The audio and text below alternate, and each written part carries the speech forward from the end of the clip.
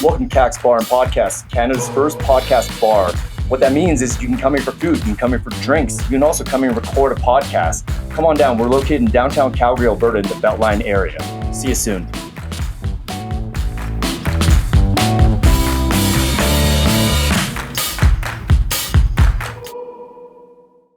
And we're rolling. I'm here today with Jason. He's a buddy of mine. And Jason also brought along a buddy of mine. A buddy of Jason's. Yeah, Maeghen. Yeah. Jason, Maeghen, you want to give just a quick intro about who both of you are, and then we'll dive into the topic today. It's a pretty important one. Sure, we'll go ladies first, Maeghen. Go ladies ahead. first. Yeah. Okay. Hi, I'm Maeghen Cotterill. I've been a martial artist and studio owner and coach for, martial artist for the last 36 years. So I also do intuitive coaching, and I'm also a psychic channeler. Mm-hmm. Oh, yeah. I'm Jason Olandesca. I'm a nurse by trade. Serial entrepreneur is what I call myself. Known as to the different channels as the aesthetic coach.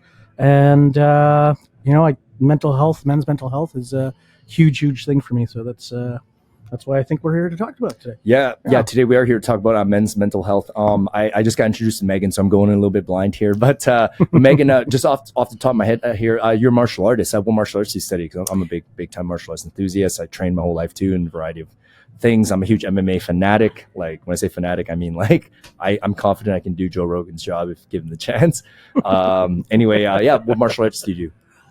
So I've been a martial artist for 36 years. I have 4 black belts. Mm-hmm. So I have a 6th-degree black belt in Shotokan Karate, a 6th-degree black belt in kickboxing. I have a black pre-set in Muay Thai and a 2nd-degree black belt in Olympic Taekwondo and a red sash in Kung Fu. I've been the president of Team Canada for full contact karate and kickboxing for the last 7 years. I had a martial arts studio for 27 years, one being 20 years, which was 5 Elements that I sold in December. And I've just entered the boxing space with Boxing Alberta.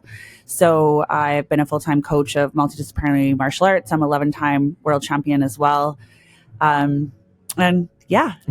as far as the martial arts goes, I've done a lot of things. I actually brought the world championships to Calgary and 7 chiefs back in October. So 3,000 athletes, 26 countries from all over the world.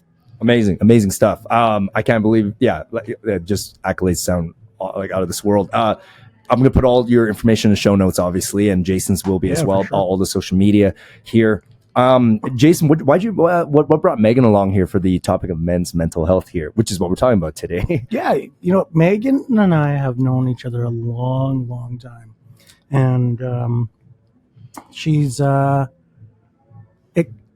as I described the last time, and every time I see her, she knows how to pop into my life when for some reason I need someone to reflect with.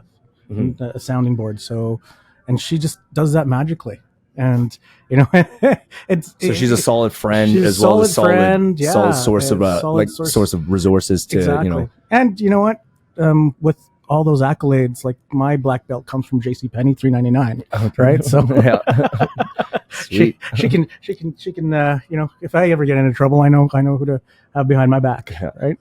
Hey Maeghen, quick question. Did you ever study any ground fighting, like Brazilian Jiu-Jitsu? Yeah, I did Japanese Jiu-Jitsu, Brazilian Jiu-Jitsu. I did some Aikido and some Judo for a long time. Yeah. Oh, beautiful. Like with the gi or no gi for Jiu-Jitsu? Okay, both. Sweet. Yeah, that's amazing stuff. What belt did you get to on the Jiu-Jitsu? I never tested. I had some pretty serious trauma growing up, both sexual and physical. So when it came to Jiu-Jitsu, it was really difficult for me to be in that kind of a close combat fighting. So before testings, whenever I would roll, whenever I would start to get consistent, I would actually have a lot of PTSD and I'd go into panic attacks. I mean, especially considering sometimes I'd be the only girl in class. Oh yeah. I'd be being pinned down by men twice my size. And so that would bring up a lot of those traumas and things like that. So I would always go back, and I think I first started doing jiu-jitsu back 17 years ago, maybe 18 years ago.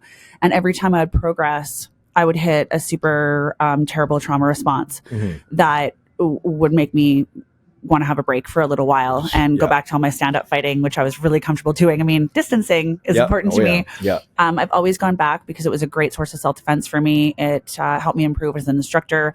It helped me with my work with at-risk youth, sexually trafficked girls, victims of sexual assault so I could aid in their self-defense training, because all the things that happened to me, sometimes I was able to fight back and sometimes I wasn't. And being a martial artist since I was 8 years old, I wanted to always increase my field of study and what I knew and how I could improve and ways to problem solve. But when it ever came to doing testings or being totally under pressure as far as a ground fighting perspective went, I actually, anxiety-wise, could not bring myself to go through a testing calmly. Yeah, no, and that's a very interesting point you brought up, because all the years of training that that I did in those worlds too. I mean, even pulling guard in jiu-jitsu, it's a very like spicy position with a lot of so I never took time to really think of it in that way, but I'm glad you brought that up, and that's something I probably don't want to dive more into with you on a separate episode. But absolutely, today, yeah, like me and Jason, we connected a couple weeks back, and he was very casual. He's kind of in the bar here, and then we kind of got talking, and naturally there's some chemistry there. But Jason's gone through a lot in his life, and basically the results of that kind of led us towards understanding, well, the topic of men's mental health, because when Jason told me his situation, long story short, he lost his business, went through a little bit of rough times.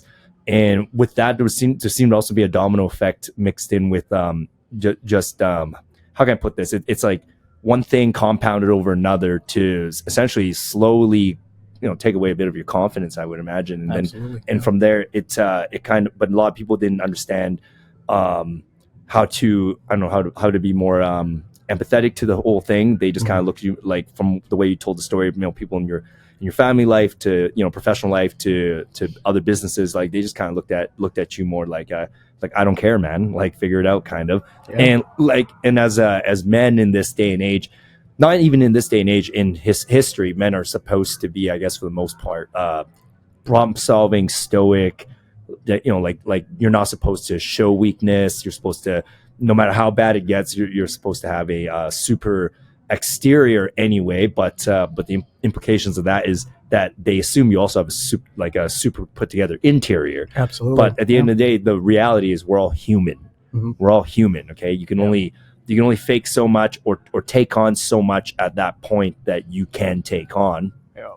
But as Jason was telling me a story, I started realizing this is a common story right now in this, especially in this era, like in this time in place right now, because things are not easy. And if everyone expects, when I say easy, I mean, I literally don't think the way society is set up, most people can just have a consistent way to succeed without loads of issues and untrainable circumstances that come flying your way. Like right now, for instance, economically, when the financial system is in a completely precarious spot like it is, and you expect all these people to successfully run businesses and not have any excuses for obstacles coming their way that they can't seem to figure out, as in COVID, right? Absolutely. And then all of a sudden they just finger point and say, oh, like failure, couldn't figure it out, couldn't adapt. And from there, but then classic men mentality would basically sit there and be like, yeah, I'll figure it out, and not show weakness. But it's coming to a point now where if the whole house is on fire, you can't pretend like everything's calm or whatever, right? It's like your ship's sinking. You got to do what you got to do, right? And you saw that, and like you mentioned it, like personally, professionally, business wise, this is what I've built myself, in the 48 years that I've existed. This is everything that, you build and you put together with. And your expectation is, what? You keep working at something, you'll be successful. You'll be successful. And, they always say, the higher you achieve, the harder the fall is when you get down. I have, I have to say, that's what I've experienced. Yeah, like your story, from what I understand, short version, like he had a growing cosmetic business. That's correct. And at the time there was a group that wanted to buy his business, which means more success for Jason. But the thing was, they wanted him to grow it further. So during that period, Jason took more risk to grow his business, but he grew it with the forecasting that that the sales and everything would come in spades and droves. So as he's doing the heavy lifting to build this thing up to the criteria that the buyers wanted, COVID hit. Yeah. And then when COVID hit, they literally didn't allow like something like your business to continue, you know, like people had to be 6 feet like this distance. And then that segued into like all that extra risk you incurred now compounded. And then, you know, next thing you know, you couldn't pay your rent on your business, and things just like spiraled from there.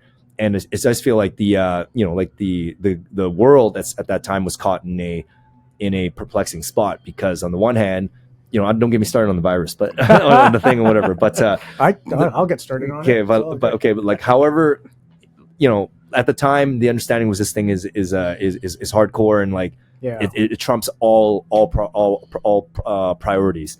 So okay, fine. But in the end, it turned out it wasn't as hardcore as we thought, and now you crushed like, you literally like disable society, I guess. Yes.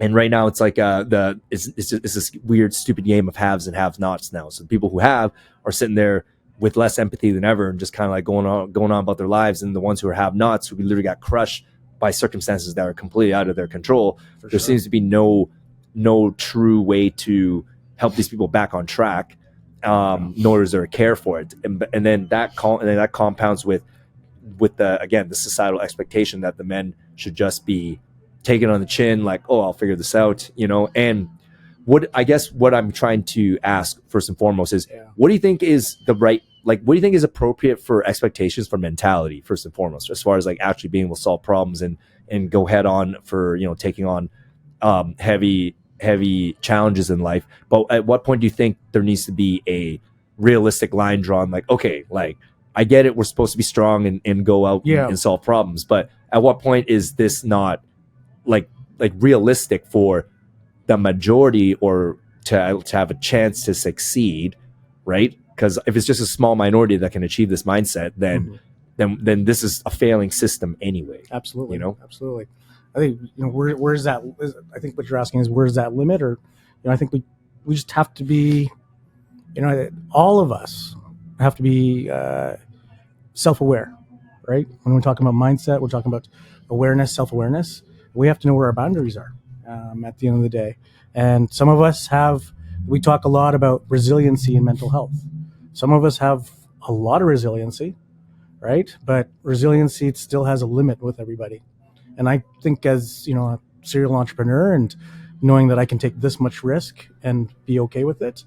And then when you have factors that you can't control, like a pandemic, right? Then those are things that you just never had in your business plan ever, right? And you know, and then when that adds up, your resiliency is really challenged. And you know, it challenges your outlook on life. It challenges your outlook on you know, success and yourself. And it beats you up, man. It just beats you up. So it's knowing where your resiliency point is, and nobody will ever know what that is until they've gone through it. Well, yeah, Meg, do you have anything to add on this? I know it's pretty broad and cryptic, but it kind of is not, because what we're describing, I mean, like I'll give a kind of fictional scenario after, and we'll see how we all respond to it. But So, like, if we're just gonna streamline, like, why there's a men's mental health crisis, like, is that really kind of the question you want me to ask, or just kind of how we can segue into that, because it all blends together. But Such you're right. a big topic that, you know. I mean, with the pandemic, like, I've been a serial entrepreneur for a long time too. It's why Jason and I have bonded over several things, but entrepreneurship was definitely one of them. Mental health was definitely another. Resiliency, like, I totally get resiliency. I just have a different way of seeing resiliency anymore. Like, can I swear on this podcast? Oh, fuck yeah. Okay. Honestly, I think resiliency is fucking horseshit at this point. I think that we're all very resilient. I think that we all have different thresholds for that type of resiliency. But what I really think is going on with men's mental health, if it's okay that I'm really bold. So a lot of the clients that I've been working with my intuitive coaching business, my psychic channeling and facilitation, but also through martial arts too, and the private lessons, and the men that I've had to work with, really, you're set up for a lose-lose game. I mean, I work with so many successful men that seem to have it all, and from the outside everything looks okay, and they seem to have it all together, and they're, you know, healthy and good looking and smart and educated and have these great businesses, and literally are on the verge of suicide. And don't know what to do and can't figure out their purpose and don't know why they're anxious and don't know why they're depressed and don't know why their reactions are hurting things in their life. But really, men are set up to not have intimate relationships with other people. They're not meant to have intimate support systems. They are told to do everything right, but only right in a very, very certain way. And I look at these men and they're looking at me and they're going, I did everything right. I went to school. I was a really good kid. I played sports. I got scholarships. I worked out. I married a beautiful woman that I loved hard. I had all the kids. I went to work every day. I worked overtime. I sacrificed all these things. Why do I feel like I have nothing? Why do I feel like I'm so depressed? Why do I feel like no one sees me? And I feel like there's so many men out there right now that are questioning doing everything right, but never allowed to feel, never allowed to express their feelings. They don't have other men that they can sit there and go, hey, dude, like I'm having a really, really, really hard time today. No, they go out for beers. They talk about sports. They don't talk about what's bothering them or problem solving or things that hurt or that they're actually scared. And now it's all coming up as mental health. And I'm looking at them and I'm like, I'm sorry that I feel like society didn't give you a chance, because from very young ages, you weren't allowed to have emotion. You weren't allowed to share a wide range of feelings like fear, like rejection, like abandonment, like taking risks, all of those factors. And so now they're looking for how to heal, what to do differently, how to approach things differently, where to find their self-worth and their passion and their purpose again. And I think it's quite an epidemic, to be honest with you. And obviously, like all the factors from the pandemic and the way that our world kind of is, which is extremely transactional, is part of it. That's an interesting point. Yeah, no, that was a very very detailed and I basically agree with everything you said there.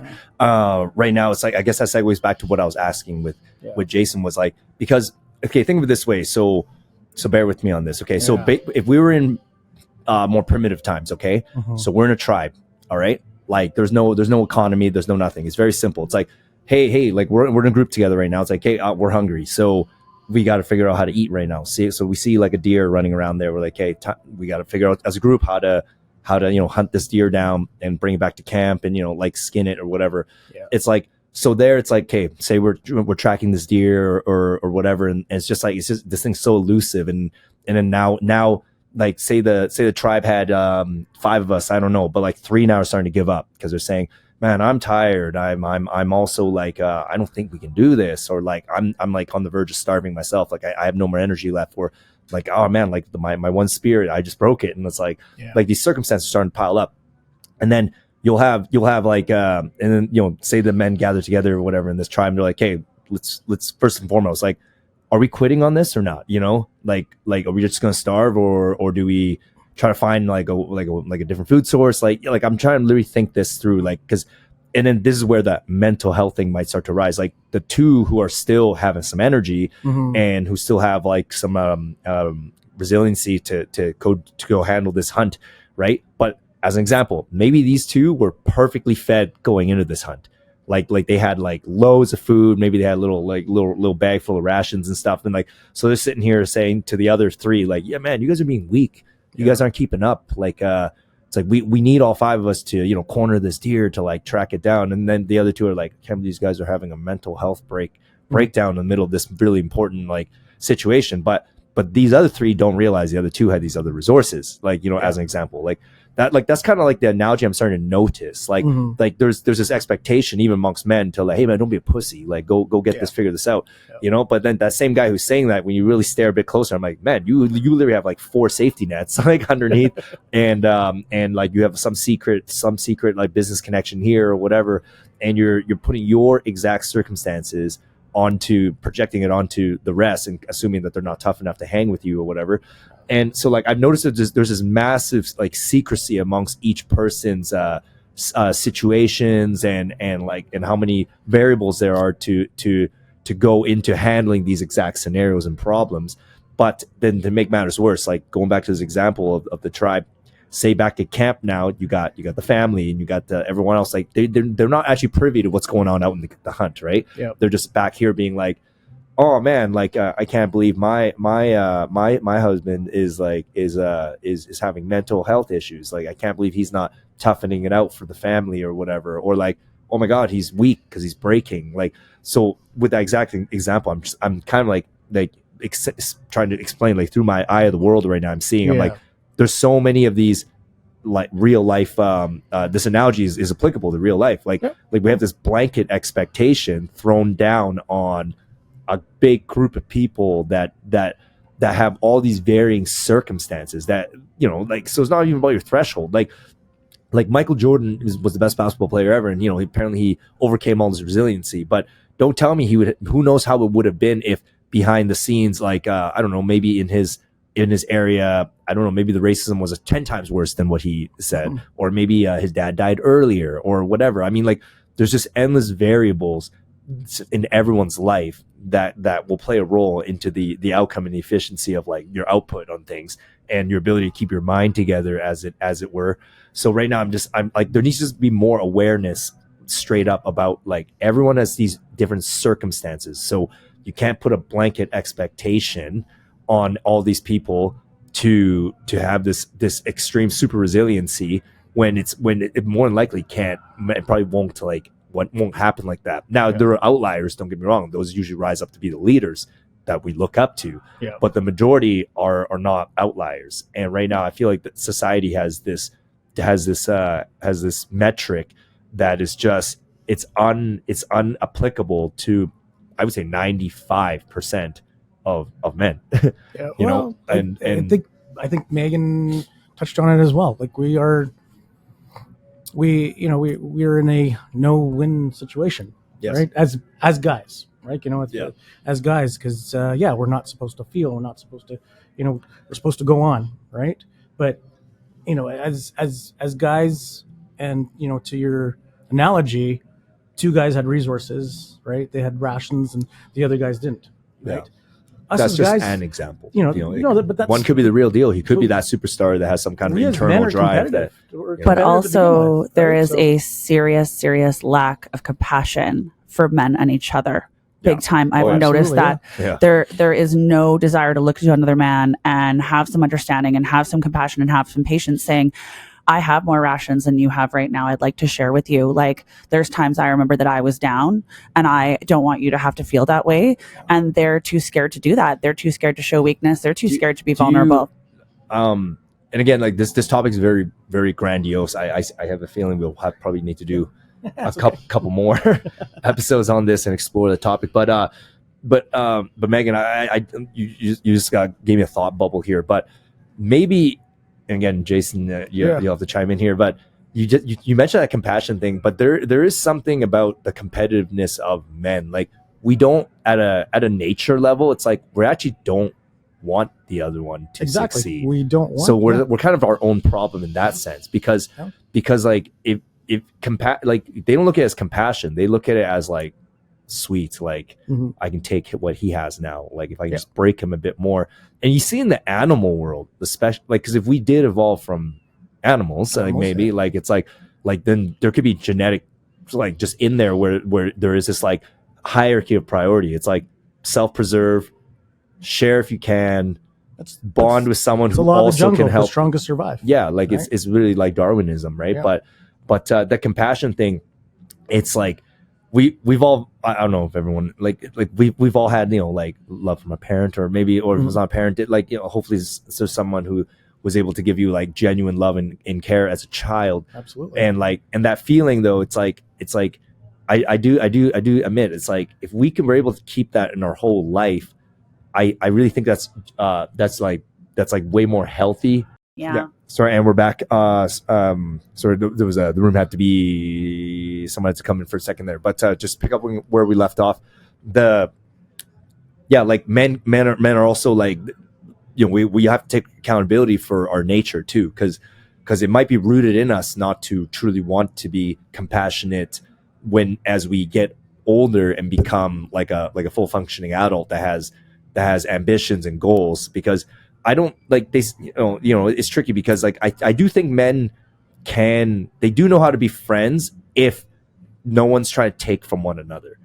But if there's something that the other one wants from the other, I think that there's this part of our nature that gets, it's like, it starts to get blurry and squirrely. Like it's like like I'm a big like like a Conor McGregor guy, and like if you take a look at the MMA world, Conor McGregor and like he had his one best friend, literally Artem Lobov. Like they were like best friends coming up, like the training up the ranks, getting to the UFC. They did everything for each other. Conor even got Artem on the show, and they had each other's backs like crazy. Like Conor McGregor infamously literally flew in from a jet to go defend him against Khabib when they had that kerfuffle in New York, but as they both got richer, and then Conor got really rich, and then Artem made some money himself, but now they're in the different realm where like that past doesn't matter because now it's about building empires. Then Artem turned on Conor, and I was trying to sue him for Proper 12. And you're insecurity, insecurity. They're not working on themselves, and they're insecure, and they feel like they need to behave like that.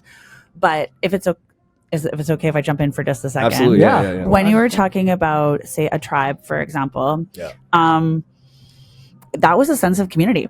Yeah. So men and women treated each other very, very differently back then. And the dynamics between men and the dynamics between women were very, very different. You had elderly mentors. You had medicine people, you had chiefs, you had people that were in charge of helping to bring up the positive masculine and the positive feminine. What we're seeing in society is the complete like disarray of community and disconnection of community. That's where a lot of the mental health is coming from. Like we're supposed to be a community species, and we're supposed to help each other in all kinds of different ways. So everyone got in this community the ability to do what job was best for them. They didn't have to be put into particular roles that didn't suit them, which our society does all of the time. And back then, I mean, say, for example, a man died in war. Well, other men would come in, help each other, and take care of the wives and children that man left. The women would be there to support men when they got back home after, say, hunting all day or having to go to war, which is a really nice balance for the man because he did get that intimacy. He did get connection. He got a chance to be vulnerable. He got to be seen and heard. He got to be appreciated. But then also they appreciated the women for doing all the special roles that they were doing within the community too. And that could be anything. Like there was female warriors, and there was females that were in all different kinds of jobs, not just mothering and nurturing and having babies, but in a community like that, there was connection, there was intimacy, there was honest and great communication, and everybody helped each other doing the best they could in the best ways that they could. So they weren't insecure. They didn't feel like they needed to compete. They didn't feel like they needed to, pretend that they weren't okay or pretend to be something that they weren't. But they were also told that they were accepted for just being themselves. And that is seriously what men are lacking right now, is they're not allowed to be themselves. They have to be what society or their family or their friends or their circle makes them feel like they need to be. I really wish we had more time. We would Part probably two. We're going to start talking about two. society and clear roles. But the further on that topic though, this is something that I agreed with almost everything you said there, Maeghen. But there's this one thing that I was thinking about right now, that because I see it in myself, and there's a reason why I'm an entrepreneur myself, and we have our own bar, right? Like there's this weird the community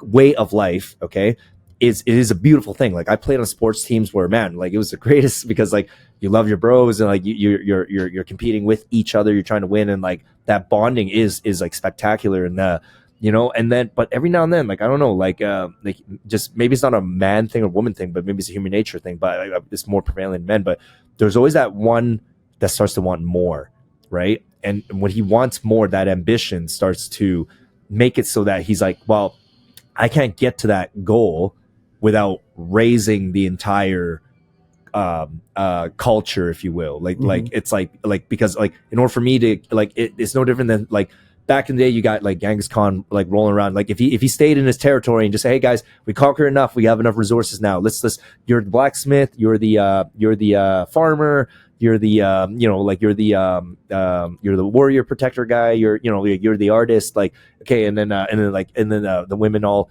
like had their roles as well, and then like they formed this thing. But no, the one guy was like, no, there's something out there. Like I want to take over the world.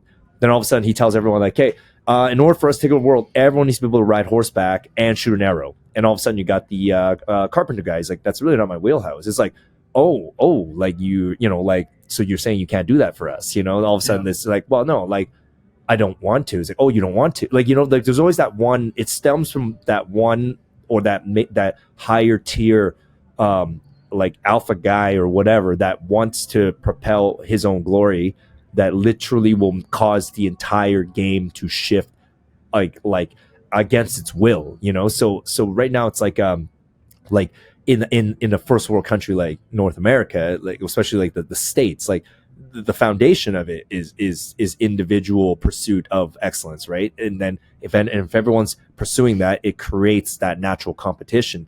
That is something that I see all the follies of it, because it fast tracked to 2024. It creates this bullshit, right? but at the time I also get what was happening, because if no one pushed, then there's no innovation. There's no progress. There's no progress. Yeah. So like at what point do we want to keep it like civil, or do we want to progress? And that's where I'm torn, because I get it. It's like but the way we're going about it, it's definitely inefficient, and it's causing more disarray and it's causing more chaos than good. And that's where I'm like, I don't have an answer per se, but I get it, because like the reason why I started my own bars, because like deep down, like, sorry to say this, like all the bars, restaurants that I work for, I'm like, these are not good vibes. Like, this is not why I would go to a bar. I'm like, and I'm like, why are the owners kind of like old and just after your money basically and trying to create alcoholism? I'm like me and my partner were like, hey, like let's create Kaks Bar and Podcast, where we have like our own like kind of like a little kid, like we have a treehouse here, everyone come over, little clubhouse. Little clubhouse. But that's community. You're building a community in your business. Yes, exactly. Yeah. But we have drive to separate from the groups that are all backed by bigger restaurant chains or whatever. And so again, it's a little touch. Don't lose that. That's your edge. That's the niche that you have gone. Like when I built my business, my niche was always, we're always going to make our treatments ethical. It's not about the dollars. Because I was in the cosmetic world. Yeah, I can take $500 from everybody to do Botox in them. But some people didn't need Botox, right? They needed something else. Yeah. Right. So, and I'm going to bring it back to mental health. I saw lots of, and it was 80% of my patients were women. And the times that I saw them were when they were not feeling comfortable and confident with themselves. They were just, they just had broken up or been broken up in a relationship, or they're just looking to pick themselves up. Right. So the work that I did in cosmetic, it's makeup. Right. And so guys don't wear makeup. Right. Or, now we have filters. Right. But, classic. Yeah. But what I'm bringing it back is like business owners, entrepreneurs, leaders, right, have to go against the grain all the time. Yeah. And you saying you're this is the first podcast bar in Canada, I think. That's great. No, it is. Like there's a little clubhouse. Yeah. Hey, we can chat, we can bring in some different people here, have good conversations, and the true conversations about that. Yeah. Because industry, society, no matter what industry you're in, you fall into a system that you follow, and yes, it makes people successful, but some people lose sight of why they open that business up, their why. Right? Yeah, exactly. So, and it gets like caught up in the competition of making money too. Absolutely, right? But and money does change things. Absolutely, because it activates different aspects of the ego. Like your ego can be somewhat tame and just cool with status quo. But when the imagination starts surging because you get an influx of cash, it literally does mutate you into like the next evolution of yourself. Yeah. And then, like, again, is that bad? Is it good? I mean, it might start off bad, but then all of a sudden it might stabilize and be good because of all the innovation that came out. But I don't know. It's like the human experience is very tricky. It's like we want to keep things in feeling good and positive, but it's like you start to see like there's patterns the way the universe works. It's like in order to just like working out, everyone works out here. Like how do you get the good body? You put your body through pain. they're working out. Do the It's work. an irony, right? Do It's the like, work. yeah, and then it's like, and Yeah. then it's like, so then the same thing. It's like maybe we're a societally, maybe we're just at the next growing pain of the evolution of our species in this situation. But some things I highly agree with Maeghen on. It's like, just like food, you need water, like a piece of our soul, like one little piece that we know now is like we do need a feeling of community, because you can go solo for so long, but then you have to, like, you're literally missing this whole other part. And as this part disintegrates and you don't have that piece of community, you literally become more sociopathic. Like, so it's like, and that's not good either, because now you're walking around like losing empathy, and that's the men that are capable of leaving their kids behind to pursue money and this and that. And but then, and like, I have no ability to relate to them, because I'm like, at the end of the day, aren't we doing this so you can have a super life with your family? Exactly. Like, Absolutely. you know, and something about that gets lost. Like, even in your situation, like, it just seems like everyone turned their back on you as like your business went downhill due to all the circumstances, but they don't want to hear the excuses because they're just worried about their quality of life. Yeah. And then when I was staring at that, I'm like, well, that wasn't you, like no disrespect, sir, but I'm like your home life had a flawed foundation in that in that area, but maybe that didn't in the past. Maybe it's because you were you were fast tracking. You were making a lot of money at one point, and it was like, and then everyone mutated, kind of. So I don't know. Is it okay that I speak on what I watched you go through, Jason? Is it okay? Yeah, sure. So I didn't know I was going to be. I've been. It's all good. No, this is good. Like, this is you know, the mental health. This is real. What I'm learning People can is relate. real, and the more you talk about it, the more you express it, and how other people's perspectives. It always helps. So yeah, absolutely. Like, so watching Jason evolve and watching all the things that Jason did with work and sacrifice and his family, because I've known him since before he had a family. I known him before he got married. I've known him before he's had his businesses. So I've got to watch all of these things. I always feel like Jason, I saw him. So I saw all the risks he was taking. I saw all the time that he, you know, like, he was sacrificing time with his kids to build the business in order to make sure that he made enough money to make sure his kids didn't want for anything. And he worked so hard and sacrificed so much time and energy to make sure that he could provide for his wife, and she didn't have to worry and she wouldn't have to be scared. But I don't know if all of the hard work and all the sacrifices that you made and all of the impact you made, because you were so community based, you were so about making everyone else feel seen and heard and appreciated, that no one ever saw you and your sacrifices and what you were doing and all the effort you were putting in and how hard that was on you. And I really feel like anyone that is doing that is going to have a mental health concern, because they're doing everything all by themselves. Yeah, there's a lack and of no one understands. There's a lack of true appreciation, and yeah, like you've explained to me your situation too, but it's not just you. There's loads of guys that like, it's being revealed now. It's not just me. That. No.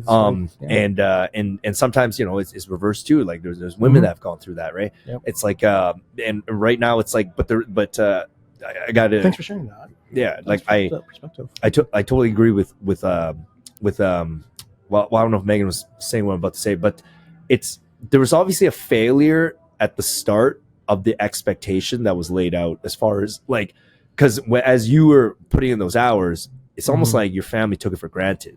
Like, they didn't see the man putting in the hours and making a difference. Like, you know, like, you're literally like helping people, like, you know, like cosmetically, which is, you know, fundamentally supposed to be a good thing, because you're trying to, you know, get people externally to match how they feel internally. It's like there could have been a bit of like a spoiledness going on with the family, right? Like, it's like it's funny you bring that up, because I was just explaining that to my ex-wife, right? It's like you know, like, I did what I needed to do to raise our family, because our family plan was, well, my goal was to give my children, my family, my wife, a life better than I had growing up, right? So I strived and I did what I could, and all that. And there was a point where you started seeing, you know, the kids becoming entitled, right? Because things were just coming easily to them. It's like, hey, you know what? Oh, they want an iPod. Oh, iPod. Here you go. And, you know, and we see that a lot in a lot of families and a lot of generations in these my generation is, you know, the kids just, you know, are just entitled.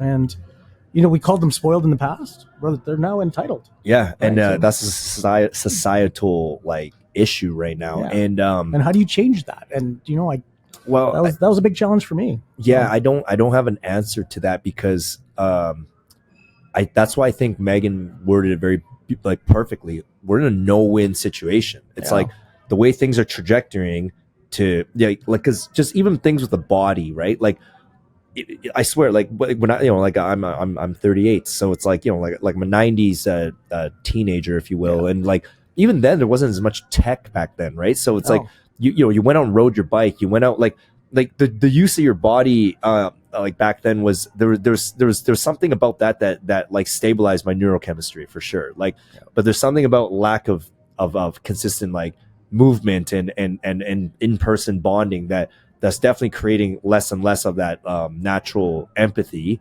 Like because like I remember as a kid, like one thing I did like I was a sweet kid when I was growing up because I would wait behind my couch when dad walked through the door after a long day at the office, and I'd be like surprise, and like we had like this idyllic like really good childhood, and like it was perfect, and like everyone loved one another, and like we all still do. Like I lucked out in that sense. And my family never like they never spoiled us because they like my dad like he's an immigrant, and he just and grandpa was like owned a grocery store in Hong Kong, China, so it's like they knew how hard it was to make money. And like I remember my dad he's an accountant, and like like he just drilled in my head like he's like look, like this is hard earned, like you cannot waste this, like we never wasted food, we never wait, like it was like so definitely kudos to my folks for like drilling that in. They didn't allow me to be spoiled, if you will. And then but the other main thing was like he always got me into like martial arts. I was in karate by the time I was 5. Like we're doing physical sports all the time because like that world humbles you. Like just when you think you're getting good at something, someone else beats you, and then you get trained to be like, okay, like he beat you, but this is 3D. Like as in just because the guy's example, I don't know, in basketball, okay, guy might be bigger, but you can shoot. Like he might be down better in the post, but you might be better with dribbling low. I don't know. Like it's like you keep adapting, right? But like now I don't see any of that. I see a lot of just like spoiled mentality, victimization mentality. Kids. Like but I just know if we're talking about men's mental health in our age range, like it's probably gonna get way worse trickling down to the next generation. Something's got to give. Trouble. Yeah, we're in trouble. Like this is not it's not good. I think the good part is the fact that I think men don't have a choice right now but to either seek help or like be really at their wits' end, to be honest. And I think there's a lot of men that are just done and they don't know what else to do, and so they're trying to find resources, or they're trying to talk. Or you have someone like Jason that's bringing it to the forefront. He's speaking openly, he's being very vulnerable, which a lot of people don't feel comfortable being. But I mean, Jason's always been so courageous with whatever he's touched and whatever he's done, and I'm not surprised that this is one of those things. No, and I got that vibe from you as well, man. Let's talk about the resources. Our healthcare system is not set up with the amount of people with mental health issues right now. Like I had to, I don't. My journey's crazy. We'll save that for a different day. But they wanted me when I was at my wit's end and saying, hey, you know what? I think I want to check out of this world. Yeah. Right. Yeah. I had to, they kept guiding me to say, well, you know what? You'll get the resources if you say you're an addict or you're addicted to drugs or booze or whatever. Right. Well, and I was just like, what? Like, that's not what it is. Well, it's because that's what I'm saying. That's where the resources are. The healthcare resource person is probably also having mental health issues. Absolutely. And and there's this numbness because there's not enough money to go around to keep people at a sane level. Like everyone's getting crushed financially. It's like that stress and burden. It's like it causes, again, the human nature revelation that it reveals. You're like, wow, like I really care less about people if I'm drowning, and then this person's just like, hey, just here, fill out this form. But with Jason, I'm like, I think he would have got more resources, and this is going to sound super awful. Like if Jason was physically sick, he would have had a lot more resources. If Jason had something which is awful, cancer, he would have had a lot more resources. But because mental health is not something that's being taken as seriously as physical health in a lot of ways, and it's been very quiet for a very long time, there isn't a balance of the mental to the physical health right now, and I hope that there's a big shift. But it's really sad to see that unless you are of a certain demographic, or unless you look like you have a broken leg or a broken arm, or you're, like you have some serious element that people can see and feel, then you just don't get the help that you need or the wellness that you need. And that's where, it's like mental health is just such a big black box, even for the healthcare specialists. I don't. Okay, we have to wind this down because everyone has obligations, but obviously we'll definitely do a part 2 on this one here, maybe, or however many it takes to 3, 4, 5. Yeah, there'll be like 10 episodes of this. I think so. I mean, it's like I've right now, Maeghen, really appreciate you coming on. Jason definitely Jason didn't let me know she's coming on. Just kind of showed up, but no, but it worked out. She's such a busy gal too. That but it worked out real good because it's good to know people like Maeghen are out there that see the lens from, because it sucks because a lot of women don't register any of this. Like they don't care. They literally which is why you're in this situation. They literally have the mindset no, men have had it too good for too long. Figure it out. It's like, whoa, it's there needs to be a balance, and we need to be able to see both sides. I mean, I'm an advocate for women's mental health, but I'm an advocate for men's mental health, and I see the challenges on both sides, and I see the demand and the need for it on both sides, and it's very valid. We'll wind down this quick question here. Do you guys think this has actually always been an issue? It's just that it wasn't been able to be brought to the forefront because the internet wasn't around. Because when you think about it, so I sell alcohol, right? I'm a bar restaurant, but I want to sell booze for celebration, not medication. Okay, I want people to come here and have a good time, right? Not come here to numb out whatever problems they have. And a lot of people aren't. They don't have the ability to go internally and even word out exactly what you're. At least you're able to know exactly what you're feeling. It's a lot of guys they don't even have that toolbox even a bit. They're actually stuck in this. Man, I feel bad. No, it can't be this because their ego is also big, and then they literally can't. They don't know what's wrong. They just hey, just drink every day. I know I feel like shit from 8 to 5, but 5 I get to drink, and then it's boom. But when I'm self-medicating, it's self-medicating. But when I take a look at history, I'm I think this has actually always been like this. Maybe it was even worse. You take a look at World War I vets half of them were crazy and PTSD'd out by the time they came back from war because so aside me is thinking maybe this has always been this bad. We just didn't really know about it because we didn't even use words like mental health and stuff like that. And right now, so do we think this has always been around, or is this a new phenomenon? That's not a new phenomenon. I think it's always been around. It's just it's just given more light these days. Yeah. Right. Where, if you're, the war veterans and such, PTSD, it's always been around. Right. You come back home to your family life after seeing so many of your buddies die, or, after you killing people, you're not going to come back normal from that. You're not going to come back to your family like normal from that. What about in the past? We're talking about Roman war times, Genghis Khan era, do you think people had as much mental health issues? Because killing was more normal back then too. It literally was. You just go out with a bunch of guys and you go to war, and you But you were also dead by 35. Yeah, yep. Yeah. So that's true. So I don't know.